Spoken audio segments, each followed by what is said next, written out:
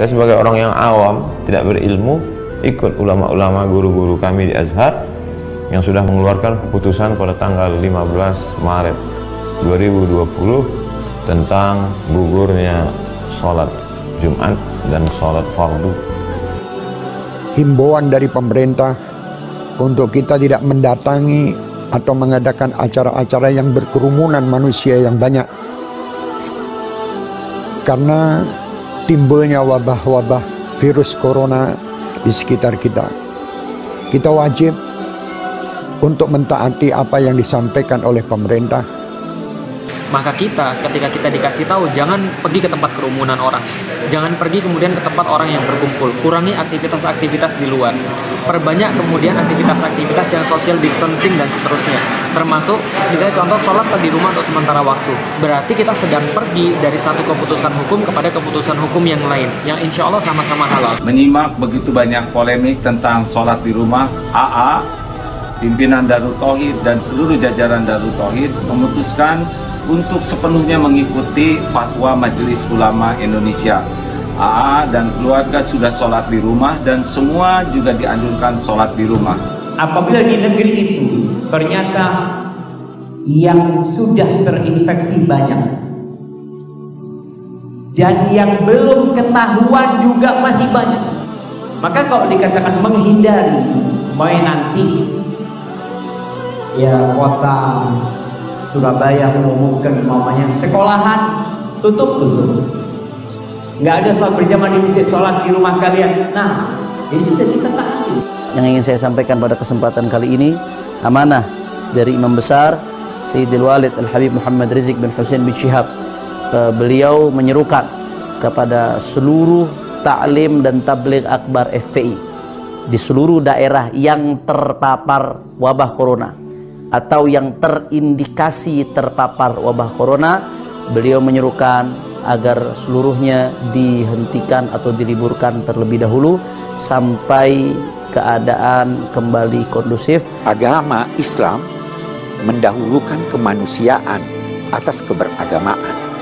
Karena itu tidak heran fatwa ulama-ulama menyatakan bahwa tidak wajib untuk melaksanakan sholat Jumat demi menjaga keselamatan jiwa manusia. Sesuai dengan petunjuk medis, petunjuk para pemerintah, mari kita ikuti.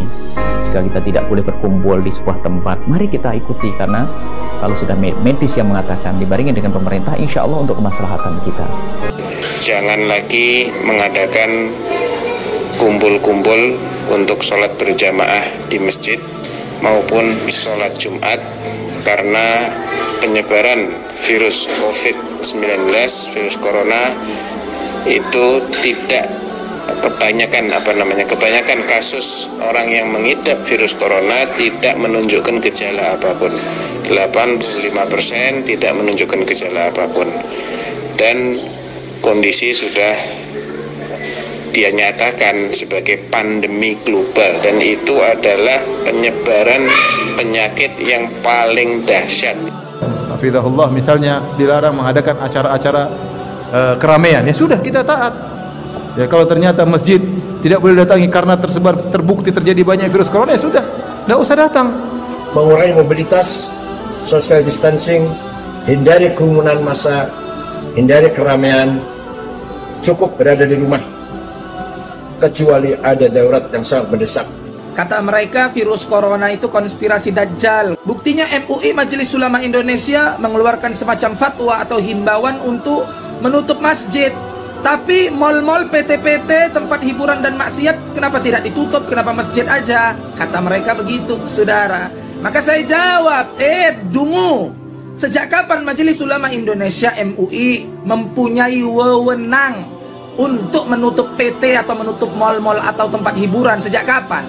Kau suruh yang punya PT, yang punya mal itu menutup mal mereka dan menutup PT-PT mereka. Dalam keadaan darurat dan semua orang memandangnya darurat, sejalan juga dengan protokol dari pemerintah, maka ibadah sholat itu dapat dilakukan di rumah masing-masing.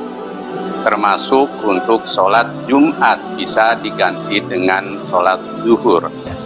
Dan saya juga menghimbau kepada pemuka-pemuka di agama lain, saudara-saudariku sebangsa dan setanah air, ya, agar sama-sama kita bersinergi menyampaikan kepada umatnya, menyampaikan kepada masyarakat juga dalam bawah binaan dan bimbingannya, agar senantiasa bisa menjaga diri, kesehatan sesuai dengan instruksi yang kita dapati, dan bisa menyatukan kita dalam suasana kebangsaan yang utuh, baik, dan semoga Allah membebaskan kita dari wabah COVID-19 ini dan memberikan hikmah-hikmah terbaik kepada kita.